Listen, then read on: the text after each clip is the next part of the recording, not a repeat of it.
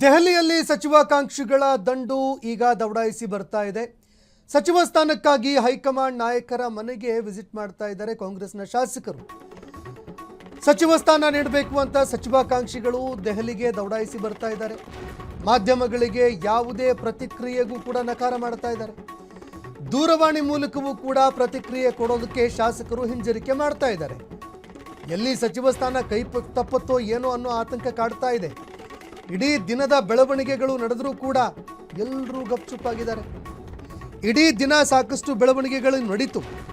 ಆದರೂ ಕೂಡ ಕಾಂಗ್ರೆಸ್ ಪಕ್ಷದಲ್ಲಿ ನಾಯಕರು ಈಗ ಮೌನವಾಗಿದ್ದಾರೆ. ಶಾಸಕರೆಲ್ಲರೂ ಕೂಡ ಮೌನವಾಗಿದ್ದಾರೆ. ಎಲ್ಲರೂ ಕೂಡ ತುಟಿ ಪಿಟಕ್ಕಂತಿಲ್ಲ. ಒಂದು ವೇಳೆ ಮಾತನಾಡಿದ್ದೇ ಆದರೆ ಆಗ ಹೈಕಮಾಂಡು ಸಚಿವ ಸ್ಥಾನವನ್ನು ತಪ್ಪಿಸಬಹುದು, ಕೊಡಲ್ಲ ಅಂತಲೂ ಕೂಡ ಹೇಳಬಹುದು. ಹೀಗಾಗಿ ಕಾಂಗ್ರೆಸ್ನ ನಾಯಕರು ಯಾರೂ ಕೂಡ ಬಾಯಿ ಬಿಡ್ತಾ ಇಲ್ಲ. ಈ ನಡುವೆ ಈಗ ಒಟ್ಟು 13 ಜನ ಡಿ ಕೆ ಶಿವಕುಮಾರ್ ಅವರ ಜೊತೆಯಲ್ಲಿ ಸಚಿವರಾಗಿ ಪ್ರಮಾಣ ವಚನ ಸ್ವೀಕಾರ ಮಾಡ್ತಾರೆ ಅನ್ನೋ ಮಾತುಗಳು ಕೇಳಿಬರ್ತಾ ಇದೆ.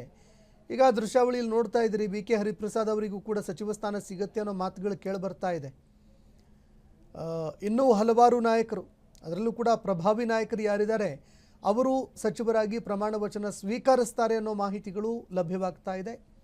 ಅದರ ಒಂದು ಪಟ್ಟಿಯನ್ನು ಕೂಡ ನಿಮ್ಮ ಮುಂದೆ ಇಟ್ವಿ.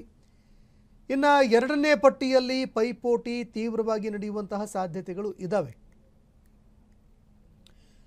ಇದೀಗ ಅನೇಕ ಶಾಸಕರು ದೆಹಲಿಗೆ ತೆರಳಿದ್ದಾರೆ.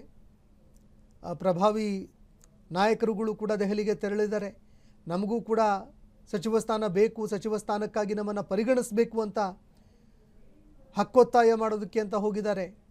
ಮತ್ತೊಂದೆಡೆ ಅವರ ಅಭಿಮಾನಿಗಳು, ಹಿಂಬಾಲಕರು ಕೂಡ ಪ್ರತಿಭಟನೆಗಳನ್ನು ಮಾಡುತ್ತಾ ಇದ್ದಾರೆ. ಈ ನಡುವೆ ಯಾರ್ಯಾರಿಗೆ ಸಚಿವ ಸ್ಥಾನ ಸಿಗತ್ತೆ ಅನ್ನುವಂಥದ್ದನ್ನು ಕಾದು ನೋಡಬೇಕಾಗತ್ತೆ ನಾವು.